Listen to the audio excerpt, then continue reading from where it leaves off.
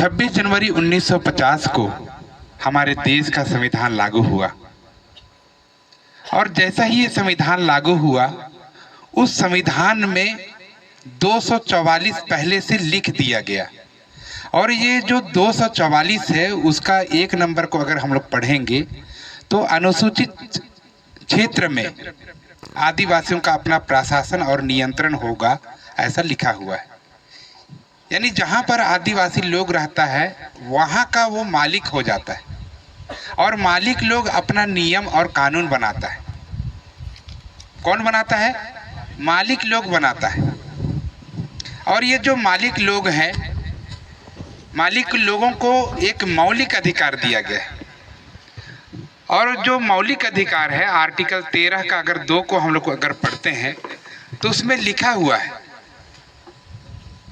और ये 2 नंबर का जो आर्टिकल 13 का 2 में अगर हम लोग खोल के पढ़ें तो उसमें लिखा हुआ है कि जो केंद्र शासन है, राज्य शासन है, वो हमारे मौलिक अधिकार का हनन एक मात्रा या एक बिंदु तक नहीं कर सकता है। ये उल्लंघन के मात्रा तक शून्य होगी, ऐसा लिखा हुआ।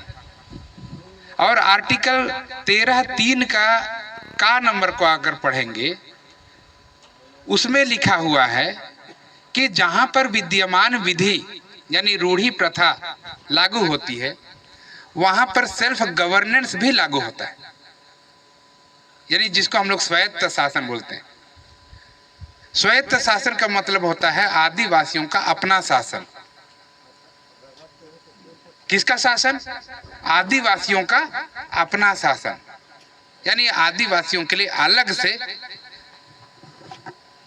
शासन प्रशासन की व्यवस्था की गई है।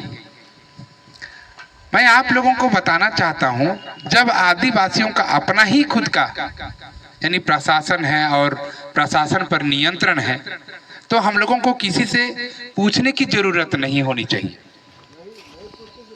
और पूछने की जरूरत नहीं होगी।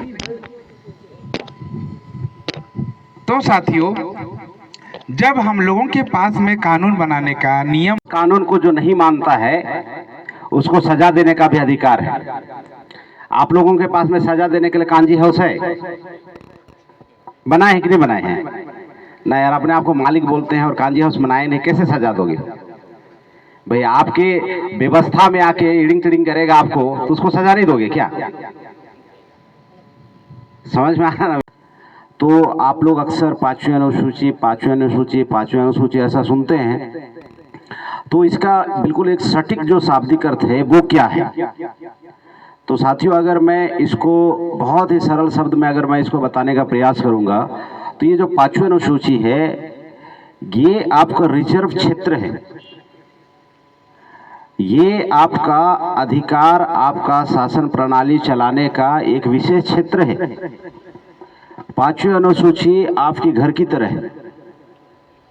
जैसे ये जो घर है आपका, इस घर को चलाने के लिए जो तमाम जो रिक्वायर है, जो जरूरत है कि मुझे यहाँ पे कैसा घर चलाना है, इस घर को चलाने के लिए हमारा नियम होता है कि नहीं होता है?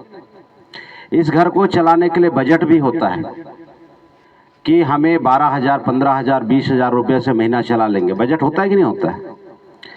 आप बाहरी जो दुश्मन है उनसे भी सुरक्षित रखते हैं घर को, कि कोई भी बाहरी हमला कर देता तो हमला होने देते हैं क्या? तो ये तमाम तरह की जो बंदोबस्त हम जैसे अपने घर पे करते हैं, वैसे ही तमाम तरह की जो बंदोबस्त है वो हमारे पांचवी अनुसूची क्षेत्र में होना है। हमसे भूल चूक क्या हो जाता है कि हमारा जो चौकीदार है, चौकीदार कौन है हमारा? नरेंद्र मोदी कलेक्टर है ना? तो आप कलेक्टर के पास में जाके गिड़गिड़ाते हैं, समस्या नंबर 1। आप एसडीएम के पास में जाके गिड़गिड़ाते हैं।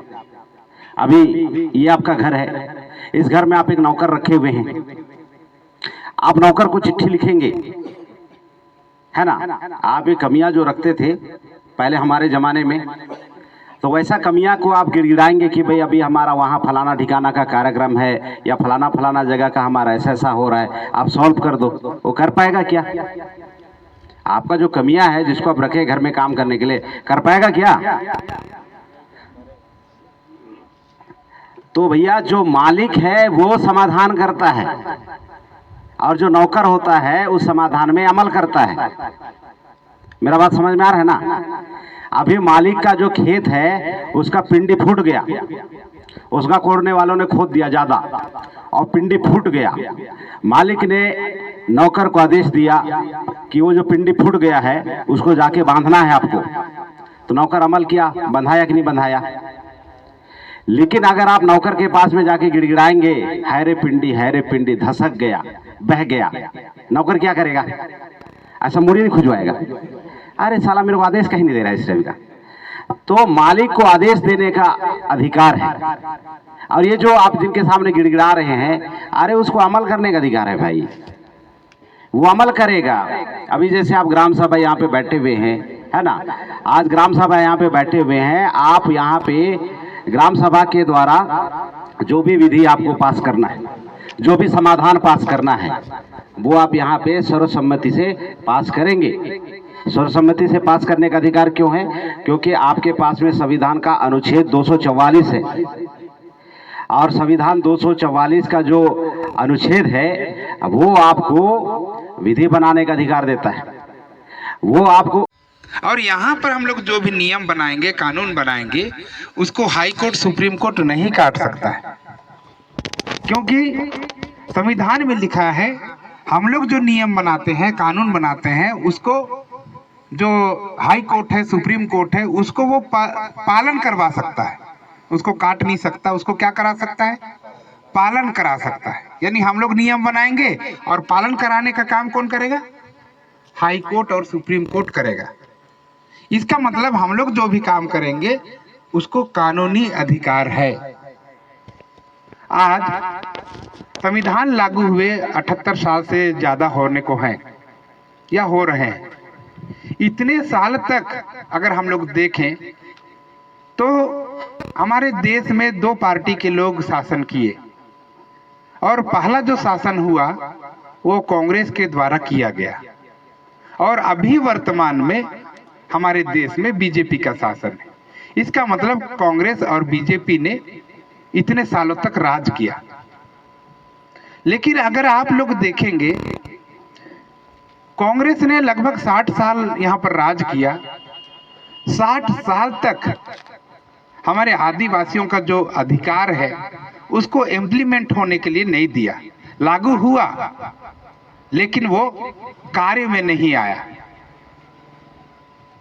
तो यानी हमारी जो संविधान है, संविधान में जो अधिकार है वो लागू हुए 78 साल हो गए, लेकिन उसको यानी ग्राउंड पे उसको लागू होने नहीं दिया। और अभी वर्तमान समय में अगर देखेंगे तो कांग्रेस के जो राष्ट्रीय अध्यक्ष हैं उनके द्वारा संविधान को दिखाया जा रहा है, ये संविधान है, ये संविधान है, ये संविधान है। तो 60 साल तक क्यों नहीं दिखाया? अभी क्यों दिखा रहे हैं? दूसरा, अभी जो वर्तमान में जो पूरे केंद्र से लेकर के राज्य तक जो शासन सत्ता में काबिज है, वो आप लोगों ने देखा होगा कि जीवन भर बाबा साहब के साथ में वे लोग लड़ाई लड़ते रहे, बाबा साहब के नाम का मुर्दाबाद करने लगे थे। अगर आप उनके इतिहास को देखेंगे तो दिल्ली के जंतर मंतर में उन्होंने संविधान को जलाया था। जो अभी वर्तमान में शासन कर रहे हैं, उन्होंने दिल्ली के जंतर मंतर पर संविधान की कॉपी को जलाया था। अभी वर्तमान समय में अभी 14 अप्रैल बीता हुआ है। 14 अप्रैल का दिन क्या हुआ कि जितने भी जो सरकारें हैं वे सरकार के लोग बाबा साहब की जयंती को मना रहे हैं। ऐसा सोशल मीडिया में, आपका प्रिंट मीडिया में, इलेक्ट्रॉनिक मीडिया में देखने को मिला। तो अभी वर्तमान में इतने सालों तक नहीं मनाया या बाबा साहब के विचारों को नहीं माना, लेकिन अभी वर्तमान समय में वे लोग क्या कर रहे हैं कि हम लोग बाबा साहब के विचारों को मानते हैं, ऐसा वे लोग दिखाने का प्रयास कर रहे हैं।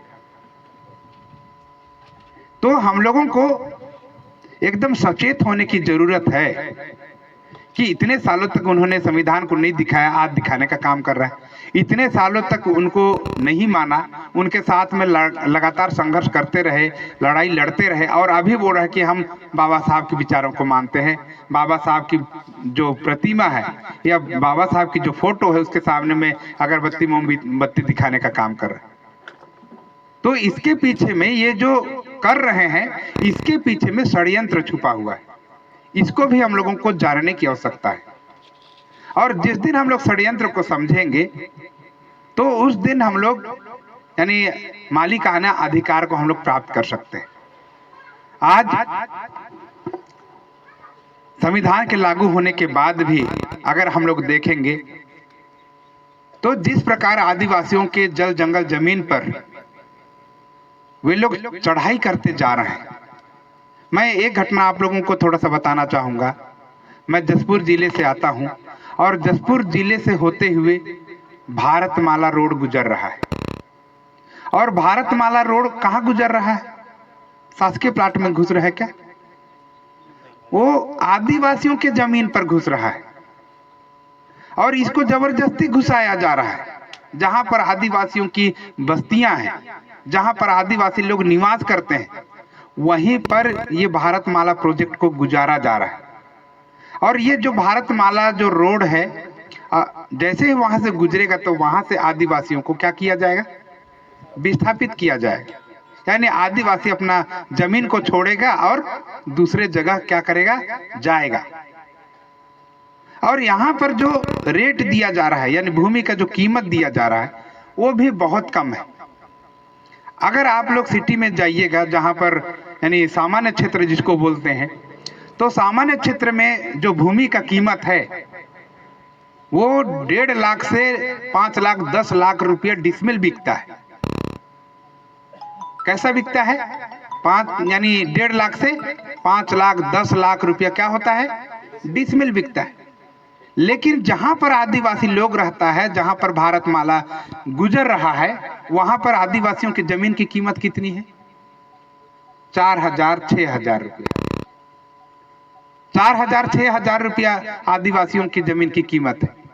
और सामान्य की यानी सामान्य जो भूमि है उसका कीमत कितना? 1.5 लाख से लेकर के 10 लाख 12 लाख 20 लाख ऐसा जाता है। तो आदिवासियों को अगर 5,000 6,000 रुपया अगर डिसमिल दिया जाए तो एक एकड़ जो खेत है या हम लोगों का जो मैदान है उसका कीमत कितना होगा? 5 लाख 6 लाख रुपया होगा। और 5 लाख 6 लाख रुपये में अगर अपना जमीन को छोड़ोगे और दूसरे जगह खरीदने जाओगे तो 5-6 लाख रुपये में जमीन नहीं मिलेगा। दूसरी चीज क्या है कि आदिवासी लोग हमेशा से यानी शिक्षा के लिए, स्वास्थ्य के लिए, पहनने ओढ़ने के लिए, सभी चीज के लिए आदिवासियों के पास में कमी है। ये जो 5-6 लाख रुपया अगर 2 दिन 3 दिन रहा तो वो खर्च होना शुरू हो जाता है। और एक साल में लगभग 2.5 लाख 3 लाख रुपया खर्च हो जाता है। दूसरे साल में पूरा 6 लाख का 6 लाख पूरा खत्म हो जाए। तो हमारी जो जमीन की कीमत है वो 2 साल में समाप्त हो जाएंगे। और 2 साल में समाप्त होने के बाद में आदिवासी कहाँ जाएगा? कमाने के लिए जमीन नहीं है, रहने के लिए घर नहीं है, कहाँ जाएगा? तो जो आदिवासी यहाँ पर विस्थापित हुआ उसका जो जीवन है वो नरक का जीवन बन जाता है।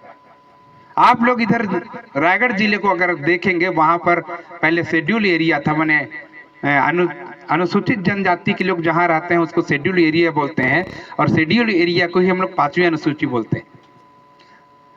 हम लोगों का रायगढ़ जिला 5वीं अनुसूचित क्षेत्र के अंतर्गत आता था और वहां पर कंपनी को बैठाया गया, आदिवासियों को विस्थापित किया गया। तो आज आदिवासी वहां पर समाप्त हो चुका है। वे लोग रोड में अभी सो रहे हैं। आप लोग अगर देखेंगे रायगढ़ का जो ब्रिज जो बना हुआ है उसके नीचे आप लोग अगर जाएंगे तो वहां पर आदिवासी लोग भीख मांग के खा रहा है। रहने के लिए घर नहीं है, कुछ भी नहीं है। तो हमारी जो स्थिति परिस्थिति है, जब इस प्रकार आदिवासी एरिया में अगर यानी इनका अतिक्रमण होता है तो आदिवासियों का जो जल जंगल जमीन है, उसका संस्कृति है, उसका परंपरा है, उसका रूढ़िवादी व्यवस्था है, सारा चीज खत्म हो जाता है। इसका मतलब आदिवासियों का पहचान खत्म हो जाता है। तो आज ये जो सरकार की नीति है आदिवासियों के ऊपर में लगातार यानी बढ़ती जा रही है, और इस बढ़ती हुई अतिक्रमण को रोकना हम लोगों को बहुत ज़्यादा जरूरी है। और इसी के लिए यानी 5वीं अनुसूची जिसको हम लोग शेड्यूल एरिया बोलते हैं उसको हम लोग लागू कराना चाहते हैं। और यहाँ पर जो भी नियम और कानून बनेगा वो आदिवासियों के अपने हिसाब से बनना चाहिए, और ये बनेगा। और इसी को हम लोग स्वायत्त शासन बोलते हैं। और स्वायत्त शासन को लागू कराने के लिए अभी वर्तमान समय में 1996 में एक अधिनियम आया, उस अधिनियम को बोलते हैं पेशा अधिनियम। मैं आप लोगों को बताना चाहता हूं, संविधान में जब यानी पहले से 1950 से यह अधिकार हम लोगों को दे दिया गया है, तो उसमें पेशा अधिनियम लाने की क्या जरूरत है? पहले से हम लोगों को दे दिया गया। तो मैं आप लोगों को बताना चाहता हूं, पेशा अधिनियम लाने के बाद में संविधान को बाईपास करने की योजना पर सरकार काम कर रही है।